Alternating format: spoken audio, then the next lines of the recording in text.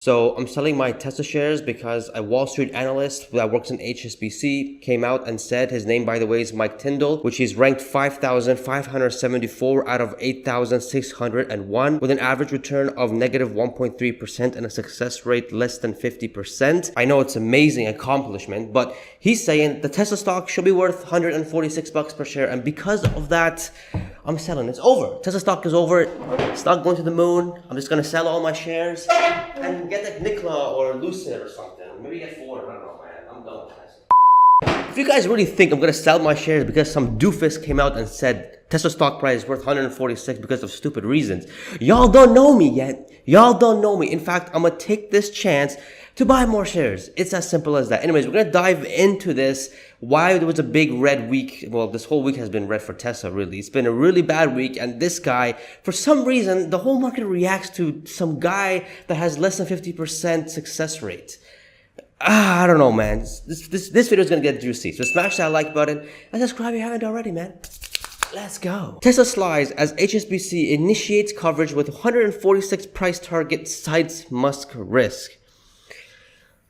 For the past decade, that's what they've been saying, but they've been wrong. But let's dive into it. Let's see what's going on. Tesla shares slumped lower Thursday after analysts at HSBC initiated a coverage of the clean energy car maker with a muted rate and a discounted price estimate, citing elevated investor optimism and challenging delivery targets. HSBC analyst Michael Tyndall started the bank's coverage of Tesla with a reduced rating and a target of 140 bucks a share, implying a 34% decline from current levels. Oh, the reason is going to be nice. By the way, I kind of wanted to go to 146 so I can just buy more. Again, I'm all into Tesla stock. I'll look to buy more on the cheap. But anyways, let's continue. Citing the group's goal of reaching 20 million deliveries by 2030 as the key medium-term challenge. If you guys have been following for some time, I've always been saying that 20 million vehicles by 2030 is not that realistic. 2032, however, is. So if he's really saying that 20 million vehicles by 2030, yes, Elon keeps saying that's the goal. But if you know Elon and Tesla having a time frame, they're not really good at that. But they do eventually do what they say, especially when Elon talks. So they will reach 20 million, but not by 2030. 2032, 2033, I believe that. But anywho, let's keep going forward. Tesla said last month that it's on pace to meet its 2023 goal of 1.8 million EVs. It's going to be more than that, but anyways. Although CEO Elon Musk cautioned that an earlier ambition of growing overall deliveries by 50% each year may not be possible. Here's the thing. We're only talking about the vehicle business. And yes, 50% year over year is not sustainable. If Tesla can't deliver 2.4 or 2.5 million vehicles in 2024, then 50%, they're not going to reach the 50% mark. Because remember guys, the 50% CAGR is going back to 2020 when they did just below 500,000 vehicles. So this year, to reach that 50%, they have to do just below 1.7 million. They're going to do over 1.8. But next year, it's around 2.4 million deliveries, which I think they're going to do 2.2, maximum 2.3. But he is going based on what Elon was saying in Q3, where he was all caution and stuff like that, which again, we are in an environment where the car business does take a dive because of high interest rates and just a very difficult time right now. So that's what he is saying and going based on, which it does have a little bit of a credit, but it gets a little interesting. Just let's keep going. Tyndall also suggested that capital costs linked to many of Tesla's objectives beyond its core EV business, such as the licensing of full self-driving technologies, its Dojo computer, and the recently unveiled Optimus robot, should be well above the group average. Why are they calling Tesla a group? Maybe because it's multiple businesses at one? Anywho, should be well above the group average given the regulatory and technology challenges they face. So I get it. He's saying that, let's, for example, go one by one. Full self-driving technologies, licensing it out and stuff like that. I get it. Regulatory approval and all that kind of stuff. Yes, that is I guess you could say a barrier on the way. But when data comes out showing that full self-driving is 10 times more safer than human driving, what is there not to approve? What is there not to regulate? In fact, if I'm the government and saying, oh my God, you're 10 times more safer than human driving, that would mean human drivers are more dangerous than this thing. Why would I not approve it? Why would I not, give it the okay to do it? So that argument is right out the window, but he's also saying that this is expensive. Tesla is spending a lot on capital expenditures and R&D, but hey, it's paying off. We are literally on the brink of solving full self-driving with Tesla. Absolutely insane. Version 12 is coming out pretty soon. I think it's another year or the first 3 months of 2024, but it's coming out soon and that is no longer beta.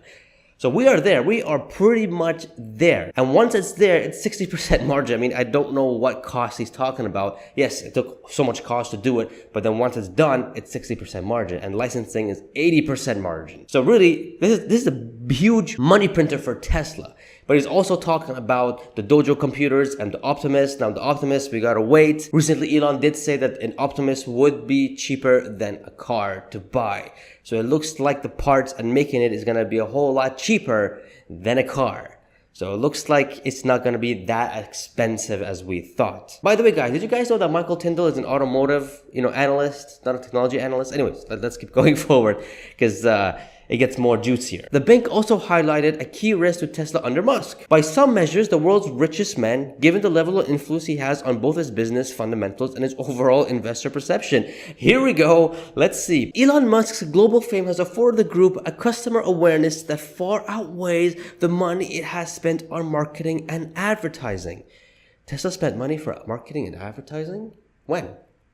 I mean, if you talk about the Google ads and some of the airport stuff, I mean, those are okay, moving on, which therefore a tangible benefit to profit and loss, Tyndall said. So he's saying that Elon Musk, the reason why Tesla is where it is now because of Elon Musk. Bruh. I mean, I get, yes, to a certain point, yes, but most people who own Teslas, when I talk to them, they don't even talk about Elon Musk. That's only those investors who are. Most customers who buy Tesla are not investors. They just buy it because it's the safest car, it's the most advanced car, and it's a car to drive, and it's cheaper in every way. Anywho, let's keep moving forward. Leaving aside the current legal issues Elon Musk faces, which he wins pretty much all of them, we think his prominence presents a considerable single-man risk at the group. Oh, there it is. Single man, there it is. They're all saying Tesla equals Elon, Elon equals Tesla. The 127,000 employees at Tesla don't matter. It's just Elon. If Elon dies, Tesla will die.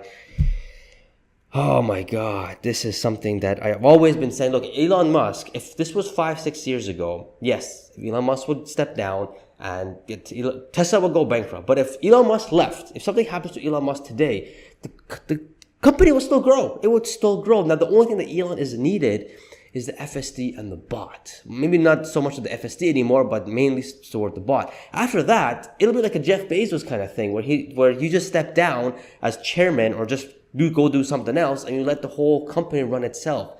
That's single key man risk, man. Jeez. It gets frustrating to a point sometimes, but anyways, the last paragraph here is very interesting, but it's old news. It's always been like this even before Tesla popped back in 2020. Short interest in Tesla stock, however, remains elevated at the highest level in the world, with investors placing bets against the group of around $18.6 billion, which is absolutely insane. People are betting against Tesla.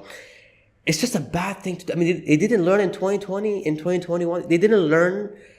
It's just ridiculous how much there's a bet against it. In my point of view, Tesla stock will always become the world's most shorted stock. For always, forever.